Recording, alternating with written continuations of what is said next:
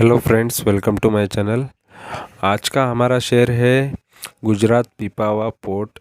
और मैंने इसका विकिपीडिया ओपन किया है ताकि मैं आपको इसके बारे में थोड़ा डिटेल दे दूं, फिर हम इसके शेयर के बारे में बात करेंगे। चलो पहले कंपनी क्या करती है, उसका बिज़नेस क्या है, ये पहले हम जानेंगे, फिर उसके बाद हम आगे बढ़ेंगे। तो यहाँ पे जैसे आप देख रहे हो, जो डिटेल यहाँ पे बता रहा है कि port Pipavav India's first port in the private sector. ये इंडिया में का फर्स्ट पोर्ट है प्राइवेट सेक्टर में का। Is a port on the west coast of India, containers, bulk and liquid cargo. अभी बल्क एंड लिक्विड कार्गो में मतलब यहाँ से जो ऑयल्स और कोई सामान होता है जो यहाँ से वहाँ करना है, ये कंट्री से अदर कंट्री में अगर कोई चीज़ भेजनी है तो उस चीज़ में ये बिज़नेस, ये कंपनी काम करती है और ये उसमें उनका मेन रोल होता है।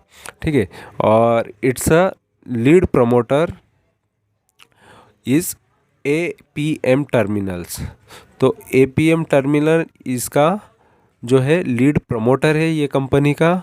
और ये कौन है? One of the largest container terminal. ठीक है। ऑपरेटर इन वर्ल्ड के अंदर जो वो सबसे बड़ी कंपनी जो है, जो ये कंटेनर टर्मिनल, जो कंटेनर्स होते हैं वो जो ऑपरेट करती है, वो ये कंपनी है। ठीक है, एपीएम टर्मिनल, और वो इसकी प्रमोटर है गुजरात पिपावा पोर्ट की। ठीक है, तो वो इसकी प्रमोटर है और यहाँ पर आगे भी हम ये सारी चीज़ें देखेंगे। और द सर्विस इंक्लूड, इसके अंदर कौन सी सर्विसेज आती है तो यहाँ पे बताया देखो, pilotage, towage, cargo handling and logistic supports. तो लॉजिस्टिक्स तो नॉर्मली पता होगा, तो वही चीज़ होती है ट्रांसपोर्टेशन। अगर सामान यहाँ से वहाँ करना है तो उसी लिए जो यूज़ होता है, तो लॉजिस्टिक यूज़ करते हैं। ठीक है, कार्गो भी उसी के लिए यूज़ होता है। तो ये इनका काम है। ठीक है, मूवमेंट कराना, माल यहाँ से वहाँ करना। तो ये कहाँ पर है, किस जगह पर है, ये भी यहाँ पे देख लो। Port Pipavav is located in Rajula, Saurashtra, Gujarat में। ठीक है, इसलिए उसका गुजरात पिपावा नाम है। एट द डिस्टेंस का कितना है of kilometre, 90 kilometre south of Amreli से 90 किलोमीटर है। यहाँ पे अमरेली दिखाई दे रहा है। ठीक है, और यहाँ पे 15 किलोमीटर फ्रॉम ये रजुला, और यहाँ पे 140 किलोमीटर फ्रॉम यहाँ पे भावनगर।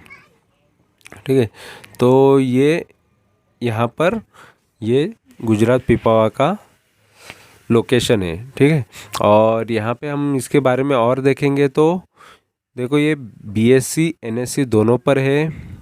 और इसका इंडस्ट्री बताया यहाँ पे ट्रांसपोर्ट एंड टर्मिनल्स।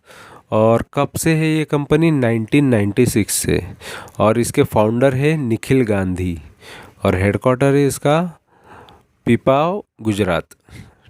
और की पीपल इसके अंदर कौन है, ये सारी चीज़ें ये नाम दिए हैं। और इसके ऑनर कौन है, अभी ऑनर कौन बता रहा है? AP Moller Maersk group. ठीक है, और इसके बारे में यहाँ पर दिखाया है एपी मोल्लर कौन है। ठीक है, तो यहाँ पे पूरा डिटेल्स यहाँ पे आ गया है। ठीक है, तो ये इसके बारे में है पूरा डिटेल।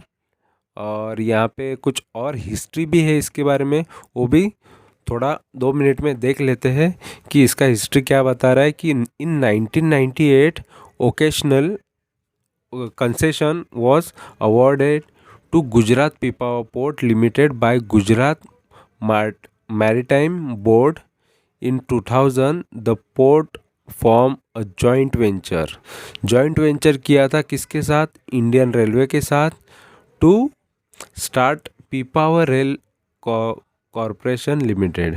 ठीक है, कमर्शियल ऑपरेशन स्टार्टेड इन 2002। तो 2002 से ये कंपनी इसके साथ मर्ज हो चुकी है जॉइंट वेंचर में। किसके साथ? इंडियन रेलवे के साथ। ठीक है, कार्गो के लिए या बिजनेस जो भी है, तो इंडियन रेलवे से भी उनका काम हो जाता है। तो इतना अच्छा ये बिजनेस है इनका, तो आपने देख लिया कितना ये। और इसका अगर हम वेबसाइट देखेंगे तो आपको और थोड़ा ज़्यादा आइडिया आ जाएगा, तो वो भी हम देखेंगे। ठीक है, चलो फिर मैं ये वेबसाइट पे आपको लेके चलता हूँ। वैसे भी मैंने इसका वेबसाइट ओपन ही रखा है, तो यहाँ पे देखते हैं गुजरात पिपावा का वेबसाइट। तो ये है, शायद क्लोज़ हो गया, लेकिन यहाँ पे मैं आपको दिखा देता हूँ इसका वेबसाइट। ये है गुजरात पिपावा का वेबसाइट, और यहाँ पे आप देख सकते हो ये क्रेन से। ठीक है, तो ये APM terminal Pipavav is the, यहाँ पे बताया है जो इस टाइप का इनका बिजनेस है। और आपको और थोड़ी चीज़ें दिखा देता हूँ जिससे आपको और आइडिया आ जाएगा। ये देखो इंडियन रेलवे, ये लॉजिस्टिक, ये सामान वगैरह लेके जा रहा है। ठीक है, तो इस टाइप का काम है। ठीक है, ये देखो ये कंटेनर्स, इतने सारे कंटेनर्स कैरी करते, इतना सामान लेके जाती है इंडियन रेलवे। इसके अंदर बहुत सारा सामान होता है। ठीक है, माल होता है बिजनेस का, गुड्स होते हैं, फिनिश गुड्स होते हैं, या रॉ मटेरियल कुछ भी हो सकता है। और ये, और नीचे हम और जाते हैं तो इनके की सर्विसेज देखो। तो कंटेनर सर्विस तो है इनका, तो कंटेनर आपने देख लिया।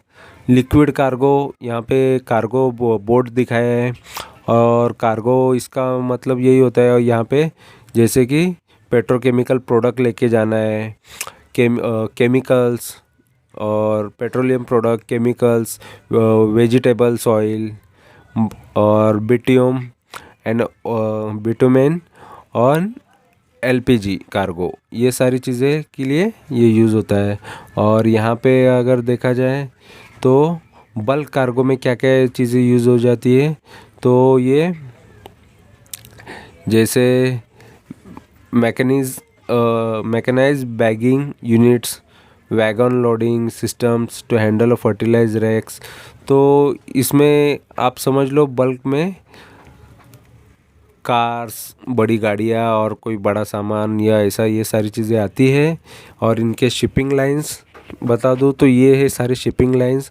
इनके इतने लोगों को, इनकी ये इतने सारी कंपनियां इनकी गुजरात पिपावा के लिए काम करती है। ठीक है, तो ये शिपिंग की कंपनियां हैं, एक्सप्रेस फीडर्स, यांगमिंग, तो ये सारी चीज़ें, ये कंपनी कॉस्को, तो ये सब इनसे जुड़ी हुई है, शिपिंग लाइन से ये।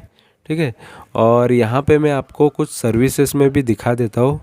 तो ये देखो कंटेनर्स इनके कैसे, ऑलरेडी यहाँ पे आपने देख लिया, बट यहाँ पे सर्विसेज में भी मैं आपको दिखा देता हूँ। और ये बल्क कार्गो, ये सारे कुछ इमेजेस आप देख लोगे तो उतना आपको, ये देखो इतना ये सारे कंटेनर ये प्रोवाइड करता है। कोई भी सामान आपका है तो ये कंटेनर थ्रू ही जाएगा, तो उतना इजी और डैमेज का प्रॉब्लम नहीं होता। ठीक है, तो डैमेज माल होने के चांसेस नहीं होते, तो ये कंटेनर प्रोवाइड करता है। और यहाँ पे दूसरा अगर हम देखेंगे तो ये रोल ऑन रोल ऑफ। हाँ, तो ये रोल ऑन रोल ऑफ क्या है कि ये गाड़ियाँ वगैरह, car, auto logistics offer a best logistic support to auto manufacturers for the export करना है। चलो कार को हमको एक्सपोर्ट करना है तो उसके लिए, और एक टाइम पे कितनी कार जाती है तो वो भी यहाँ पे दिखाया है। ठीक है, equipped stock yard for around 6000 cars pre delivery, ये सारी चीज़ें यहाँ पे पूरा डेटा दिया गया है। ठीक है, तो मतलब इनका बिजनेस देख लो और समझ लो, ये बहुत ज़रूरी होता है किसी भी कंपनी के बारे में पहले जानना है, फिर उसमें इन्वेस्ट करना है। तो यहाँ पे अभी हमने कौन सा सर्विस देखा, ये बल्क कार्गो देख लो। बल्क में कोई सामान लेके जाना है, ठीक है। तो ये सॉल्ट है, सोडा है, ऐश है, एग्री प्रोडक्ट है, कोई आयरन और स्टील है, ये सारी बल्क में चीज़ें लेके जानी है। सीमेंट वगैरह लेके जाना है, कोई भी चीज़ टाइप का सामान बल्क में चीज़ लेके जाना है। सीमेंट तो उसके लिए भी कोल है। तो जो शिपिंग यूज़ होता है या कार्गो यूज़ होता है या, तो ये कंपनी काम करती है उसके लिए, ठीक है। और यहाँ पे लिक्विड कार्गो में तो आपको आइडिया आ गया रहेगा। लिक्विड मतलब जो हमने बाहर देखा उसके पहले, तो ये सारी चीज़ें ऑयल्स वगैरह, ठीक है, केमिकल और ये पेट्रोलियम प्रोडक्ट्स, एलपीजी, तो ये सारी एलपीजी कार्गो एट्सेट्रा, ठीक है। तो ये टैंक, ये भी चीज़ें ये एक्सपोर्ट करती है, शिप करती है, यहाँ से वहाँ मूवमेंट कराती है, ठीक है, तो ट्रांसफ़र करती है। तो ये इसका बिजनेस है। तो ये सारे हम चीज़ें देख सकते हैं। और ऊपर से एंड में यहाँ पे टैरिफ करके लिखा है, और टैरिफ पे हम जाते हैं तो उसमें किस चीज़ के क्या चार्जेस है ये भी मैंने यहाँ पे ओपन किया था। हाँ देखो, यही है टैरिफ का। यहाँ पे ये है सबके टैरिफ्स, कौन सी चीज़ का क्या भाव है, कितना ये है। तो ये सारी चीज़ें डॉलर में है, ठीक है। तो आप देख सकते हो ये पूरा डॉलर्स में है। यहाँ पे अगर आप देख रहे हो फॉरेन वेसल का क्या रेट है, कितना है, ये सारी चीज़ें यहाँ पे पीडीएफ में मिल जाएगी अगर आप टैरिफ पे क्लिक करते हो तो ये है इसका, इसके बारे में पूरा, ठीक है। तो ये जो इंपोर्ट एक्सपोर्ट करते हैं उनके लिए बहुत काम आता है, क्योंकि इंपोर्ट में भी इनको पोर्ट पे ही आना पड़ेगा, सामान तो उधर ही आएगा मोस्ट ऑफ, जो समुंदर के थ्रू आता है, ठीक है, वाया उससे आता है तो पोर्ट के थ्रू ही आएगा। और मोस्ट ऑफ ये चीज़ें इजी पड़ती है और थोड़ा रीज़नेबल पड़ती है, लोग इसलिए इससे करते हैं, ठीक है। तो और यहाँ पे रेट भी दिया गया है। और यहाँ पे मैं आपको और चीज़ें, अभी ये सारी चीज़ें हमने देख लिया इसके बारे में, और अभी मैं आपको इसका शेयर दिखाता हूँ, शेयर में कितना दम है और शेयर लेने लायक है, फ्यूचर में इसमें फ़ायदा हो सकता है, नहीं हो सकता है, ये सारी चीज़ें भी मैं आपको दिखा देता हूँ। तो यहाँ पे देख लो, ये गुजरात पिपावाव का शेयर मैंने ओपन किया। अभी इसका 95 का भाव चल रहा है और ये 85 इसका लो था, ठीक है। साल भर में जो एक लो था वो 85 का था और 124 का इसका साल भर में हाई था। 52 वीक का हाई इसका 124 का था। और यहाँ पे स्वॉट एनालिसिस में देखते हैं तो इसमें 4 स्ट्रेंथ है, और जिसमें 4 स्ट्रेंथ में एक स्ट्रेंथ यहाँ पे बताया है वो है growth in net profit, profit बढ़ रहा है, इंक्रीजिंग प्रॉफिट मार्जिन भी बढ़ रहा है, क्वार्टर ऑन क्वार्टर बता रहा है, तो ये अच्छा है स्ट्रेंथ। और 6 वीकनेसेस में एक वीकनेस यहाँ पे एक बता रहा है जो है companies with a growing cost year on year for long term project. अभी कंपनी अगर फ्यूचर का सोच के कोई कॉस्ट लगा रही है, एक्सपेंस कर रही है, तो उसको ये वीकनेसेस में इन्होंने जोड़ दिया है, क्योंकि ऑलरेडी फ्यूचर बहुत आगे का सोच के कंपनी पहले ही बहुत सारा खर्चा करके रखेगी, तो थोड़ा वो रिस्क माना जाता है, ऐसा ये दिखाते हैं। बट वो फ्यूचर के लिए अच्छा होगा अगर सब हैंडल में है, सब मैनेज है प्रॉपरली, तो प्रॉब्लम नहीं होता। ये कोई बड़ा नुकसान या लॉस नहीं होता ये चीज़ का, ठीक है। तो अपॉर्चुनिटीज़ में यहाँ पे क्या बता रहा है कि ब्रोकर ने अपग्रेड किया है इसके टारगेट्स। तो यहाँ पे हम नीचे अगर जाएंगे तो यहाँ पे इसके टारगेट्स भी मिल सकते हैं। तो ब्रोकर यहाँ पे टारगेट इसके बढ़ा रहा है, ठीक है, कि इसका प्राइस और ऊपर जा सकता है इसलिए। और यहाँ पे थ्रेट में यहाँ पे कुछ भी थ्रेट नहीं बता रहा है ये कंपनी के बारे में। तो यहाँ पे ओवरव्यू देखते हैं, तो ओवरव्यू में देख लो कंपनी है लगभग 4600 करोड़ की कंपनी है, 4597। हम लोग इसको 4600 करोड़ की कंपनी पकड़ के चलते हैं। और डिविडेंड ये देखो लगभग 4.73% देती है, मतलब बैंक के इंटरेस्ट से आपको ज़्यादा मिल रहा है। अगर नॉर्मल जो बैंक का इंटरेस्ट रेट चल रहा है 3-3.5% का, तो उससे तो ज़्यादा आपको ईयरली ये बैंक अकाउंट में आपको ऑटोमेटिकली मिल जाएगा। आपको सिर्फ ये शेयर में पैसे लगा के रखने हैं और ये आपके अकाउंट में ये अमाउंट आते जाएगा।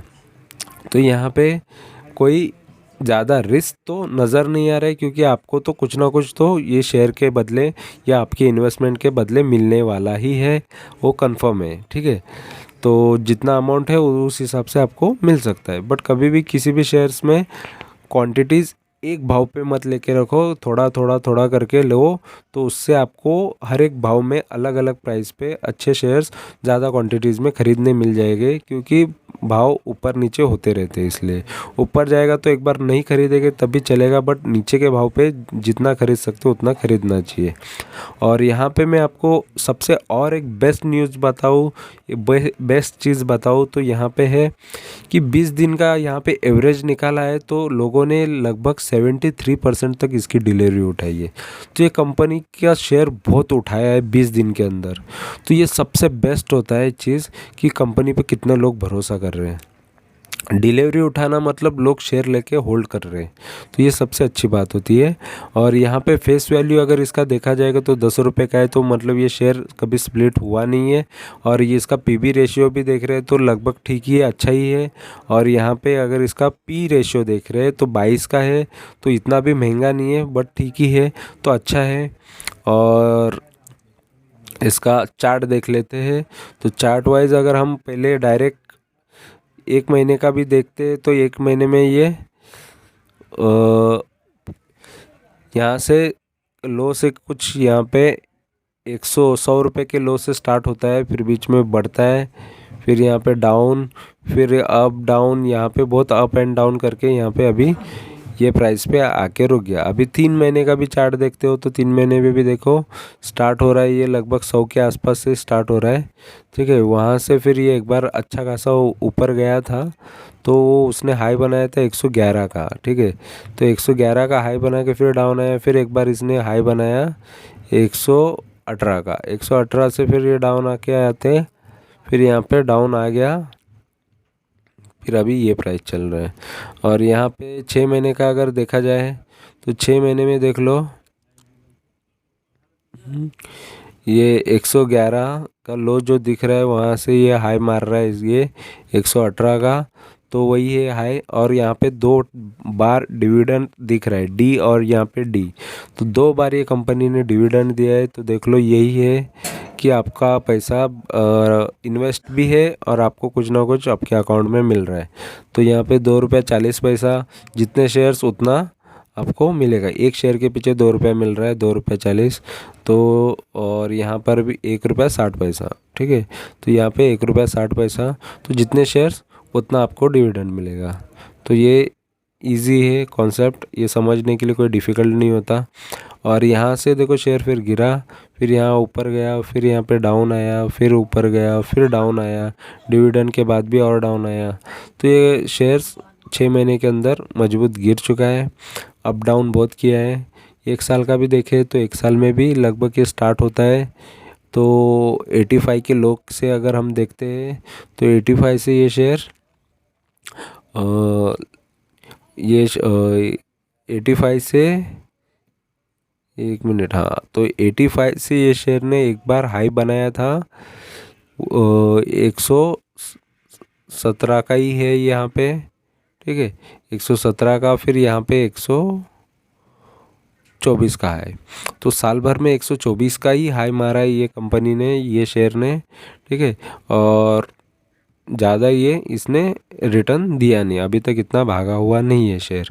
और यहाँ से हम देखेंगे इसका 5 साल का चार्ट, तो 5 साल में भी ये कंपनी देख लो लगभग यहाँ से स्टार्ट होती है 121 से स्टार्ट होती है, फिर वहाँ से एक बार अप जाती है तो 172 का हाई बनाती है। ठीक है, यहाँ पे 172 का हाई नज़र आ रहा है। ठीक है, या 179 का भी हाई नज़र आ रहा है यहाँ पे अप्रैल को। ठीक है, 2017 में 179 से ये कंपनी देख लो इतना डाउन आते आते यहाँ तक आ गई है। तो कंपनी वहाँ से 179 से बहुत गिरी, बाद में वो 179 प्राइस आया नहीं रिटर्न। ठीक है, फिर मैक्स अगर हम इसका देखेंगे तो इसने ये लगभग 2010 से कंपनी आई है शेयर मार्केट में, जैसे हमने हिस्ट्री में भी देखा उसके विकिपीडिया में। तो यहाँ पर आपको दिखा दूँ, ये इसका लो जो है 57 का लो है, वहाँ से ये कंपनी स्टार्ट होती है। तो लोगों को इसने 57 का भाव का इसने ये 261 करके दिया, 261 का हाई बना के दिया। फिर वहाँ से कंपनी ने दोबारा वो प्राइस दिखाया नहीं, वहाँ से ये डाउन आया, फिर थोड़ा अप गया, डाउन, फिर अप, थोड़ा अप, मतलब मेजॉरिटी तो वो डाउन ज़्यादा गया है, अप थोड़ा कम ही गया है। तो ओवरऑल मैंने आपको इसका पूरा चार्ट दिखा दिया है, तो आपको आइडिया आ गया रहेगा कि कंपनी में मूवमेंट कैसा दिया है, ठीक है, और रिटर्न किस तरीके के हो सकते हैं। तो और यहाँ पे हम अभी इसका प्राइस परफॉर्मेंस देखेंगे। तो एक वीक का रिटर्न नेगेटिव है, 5% रिटर्न नेगेटिव है। एक महीने का रिटर्न लगभग 3.5% नेगेटिव है, और 3 महीने का रिटर्न लगभग 7% रिटर्न नेगेटिव है। और YTD देखें तो -2% है। और एक साल का रिटर्न देख लो, लगभग 6% तक इसने रिटर्न दिया है एक साल के अंदर। और 3 साल का रिटर्न इसने 7.5% माइनस में दिया है। तो ये कंपनी ने रिटर्न कुछ खास दिया नहीं है, सिर्फ एक साल वालों को कुछ तो थोड़ा बहुत रिटर्न मिल चुका है, प्लस डिविडेंड मिल चुका है, ठीक है। और यहाँ पे जो 3 साल से इन्वेस्टेड है उनको रिटर्न कुछ मिला नहीं है। और गुजरात पिपावा का यहाँ पे एक न्यूज़ बता रहा है, जो 12 नवंबर का न्यूज़ है। और यहाँ पे ये बता रहे हैं कि इसका सितंबर का डेटा जो है सेल्स का, वो अच्छा है, अप है बता रहा है। लगभग ये 6.5% ऊपर इसका सेल बढ़ चुका है, 190 करोड़ का सेल हुआ है। तो ये अच्छा माना गया है कि लगभग 6-7% तो इसका कंपनी का सेल्स बढ़ गया है। तो सेल्स बढ़ना अच्छा होता है। और यहाँ पे नीचे लोगों ने फॉरम, जनता यहाँ पे बता रही है, ये मनी कंट्रोल की जनता है, ठीक है, फॉरम है। तो उनका ये बोलना है कि इसको 100% बाय करो। तो उन्होंने बाय का रिकमेंडेशन डाल के रखा है, ठीक है।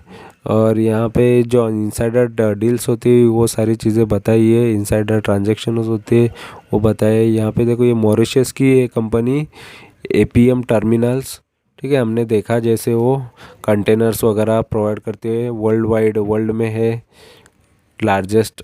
तो वो प्रमोटर है, ये देखो ये प्रमोटर है और ये मॉरिशस की है, ठीक है। तो इन्होंने ये पैसा इतना लगा के रखा है। और यहाँ पे हम इसका फाइनेंशियल्स देखते हैं। तो फाइनेंशियल्स में देखो, इसका जो रिवेन्यू बता रहा है कंटिन्यूसली अच्छा ही दिखा रहा है, कांस्टेंट भी लग रहा है, ऐसा नहीं लग रहा है कि अप एंड डाउन है ज़्यादा। 683 करोड़ से 648 करोड़, फिर 701 करोड़, 635 करोड़, फिर 733 करोड़। तो शेयर कंपनी ने रेवेन्यू कंटिन्यूसली अच्छा ही जनरेट किया है, कोई ख़राब नहीं है। और नेट प्रॉफिट भी देखा जाए तो 246 करोड़ से 198 करोड़ हुआ, फिर 205 करोड़ हुआ, फिर उसके बाद 288 करोड़ हुआ, फिर उसके बाद 214 करोड़ हुआ है। तो 214 से ये और भी बढ़ सकता है, क्योंकि अब और रिजल्ट्स आने बाकी है कंपनी के। तो वो भी रिजल्ट्स ऐड होने के बाद ये 2021 का प्रॉफिट भी बढ़ सकता है। तो फाइनेंशियल्स अच्छे हैं इसके। और इसका शेयर होल्डिंग पैटर्न देखो, तो देखो ये कंपनी के शेयर्स को सबसे ज़्यादा होल्ड अगर देखा जाए तो प्रमोटर के पास 41.01% है शेयर्स। और उसके बाद इधर 22% जो है वो फॉरेन के लोगों के पास है, फॉरेन के इन्वेस्टर्स के पास है। तो फॉरेनर इन्वेस्टर्स ने अच्छा खासा इसमें इन्वेस्ट किया है, 22% तक इसमें शेयर्स लेके रखे हैं। और इंडिया के इन्वेस्टर्स, जो बड़े इन्वेस्टर्स है, डोमेस्टिक इन्वेस्टर DII, उन्होंने भी लगभग 21.5%, मतलब लगभग 22% तक उन्होंने भी इन्वेस्ट किया है इसके अंदर। और जो हमारी पब्लिक है, जनता है, और नॉर्मल जो पब्लिक होती है, उन्होंने लगभग 12.5% तो उनके पास भी शेयर्स है इसके। तो सबका अच्छा खासा कंट्रीब्यूशन है, सबने अच्छा खासा इसमें स्टेक लेके रखा है, शेयर होल्डिंग अच्छा है इसमें। तो कंपनी में कोई डरने की बात नहीं है। और म्यूचुअल फंड देखा तो म्यूचुअल फंड 10 म्यूचुअल फंड है जिन्होंने इसमें पैसा लगाया है। और एक म्यूचुअल फंड कम हुआ है रिसेंटली, और ये सितंबर का डेटा यहाँ पे है। और यहाँ पे एफआईएस देखो, लगभग 129 एफआईएस है ये कंपनी के अंदर, और उसमें से 4 अभी कुछ रिसेंटली कम हुए हैं, ऐसे ये बता रहे हैं। तो हमने कंपनी के बारे में पूरा डिटेल यहाँ पे स्टडी कर लिया, जो जो इम्पोर्टेंट है कंपनी के बारे में जानना वो सारी चीज़ें जान ली, उसके वेबसाइट देख लिया और उसका शेयर देख लिया, सारा चीज़ अभी एनालाइज करने के बाद अभी मुझे क्या लगता है और मैं क्या आपके लिए सजेस्ट कर सकता हूँ ये मैं आपको बता देता हूँ। और मेरा इस पे यही रिव्यू है कि ये कंपनी ऑलरेडी अच्छी कंपनी है, इसमें ग्रोथ बहुत बाकी है। ग्रोथ इसको जिस तरीके से होना चाहिए उस तरीके से ये कंपनी में ग्रोथ अभी तक आया नहीं है। फाइनेंशियल्स बहुत अच्छे हैं, रिजल्ट्स बहुत अच्छे हैं इसके, तो ये कंपनी में कोई प्रॉब्लम नज़र नहीं आ रहा है। ऑलरेडी ये 1-2 साल तो थोड़ा बहुत इंपोर्ट एक्सपोर्ट कम हुआ रहेगा, ठीक है, बट फिर भी कंपनी का कामकाज अच्छा ही चल रहा है। कंपनी कोई लॉस में नहीं है, कंपनी अच्छी खासी प्रॉफिट ही कर रही है, ठीक है। और यहाँ पे बता दूँ कि ये कंपनी में, किसी भी कंपनी में अगर ग्रोथ पोटेंशियल बाकी है तो उसमें इन्वेस्ट करके रखना चाहिए, क्योंकि वो कभी ना कभी फिर से, क्योंकि एक रेंज में रुक रुक के, अगर मेरे आपने पहले भी शेयर्स देखे रहेंगे जिन पे मैंने स्टडी लाया है, तो अच्छे खासे शेयर की ये खासियत होती है, बहुत टाइम तक वो एक ही रेंज में घूमते रहता है, फिर वो दौड़ना चालू करता है, तो दौड़ने के बाद फिर अच्छा खासा रिटर्न दे देता है। तो यही होता है कि अभी अगर ये शेयर अभी के टाइम पे लेके रखने के बाद, तो फ्यूचर में शायद ये 1,000 रुपये का शेयर भी हो सकता है, 1200, 1500, 2000, तो ये इसका फ्यूचर डिपेंड करता है। और मुझे लगता है ये कंपनी में पोटेंशियल बहुत है, आगे बढ़ने के चांसेस बहुत है, और ये इन्वेस्टमेंट के लायक भी है, लॉन्ग टर्म के लायक भी है। सारी चीज़ें इसमें, शॉर्ट टर्म भी करो, लॉन्ग टर्म भी करो, जैसा आपको सूटेबल है, बट लॉन्ग टर्म में ये शेयर बहुत कमा के देने की ताकत रखता है, ऐसा मुझे यहाँ पे नज़र आता है।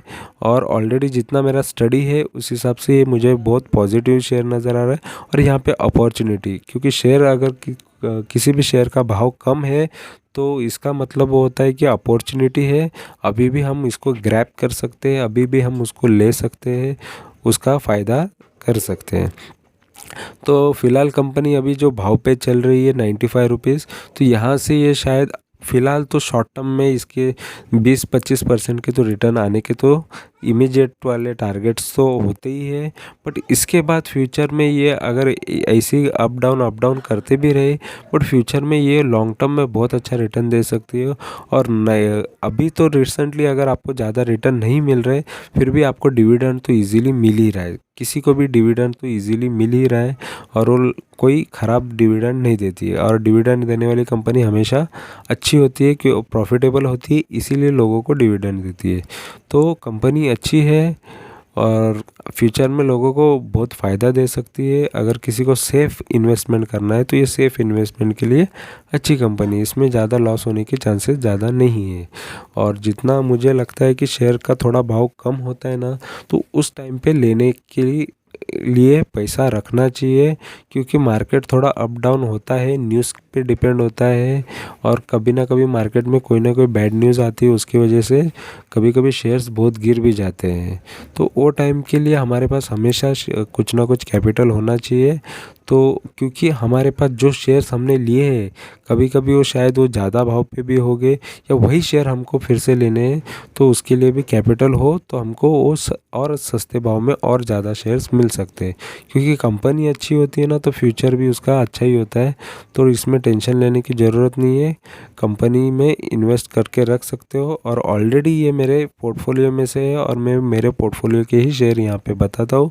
और आपको सच में इन्फॉर्मेशन मेरी अच्छी लगी है, मैंने तो इन्फॉर्मेशन इसके बारे में जो भी है पॉजिटिव चीज़ें, और मैं खुद इसमें इन्वेस्टेड हूँ, तो इन्वेस्टेड हूँ इसका मतलब मैं कोई लॉस लेने के लिए इन्वेस्टेड नहीं हूँ, तो मैं इसमें से प्रॉफिट निकाल के रहूँगा, और मैं प्रॉफिटेबल ट्रेडर हूँ, और आपको भी इसमें से प्रॉफिट ज़रूर मिलेगा। तो आपको इन्फॉर्मेशन अच्छी लगी है तो चैनल को सब्सक्राइब करो, और अच्छे अच्छे शेयर्स यहाँ पे आपको पता चलेगी, जेन्युइन टारगेट्स पता चलेंगे, जेन्युइन इन्फॉर्मेशन पता चलेगी।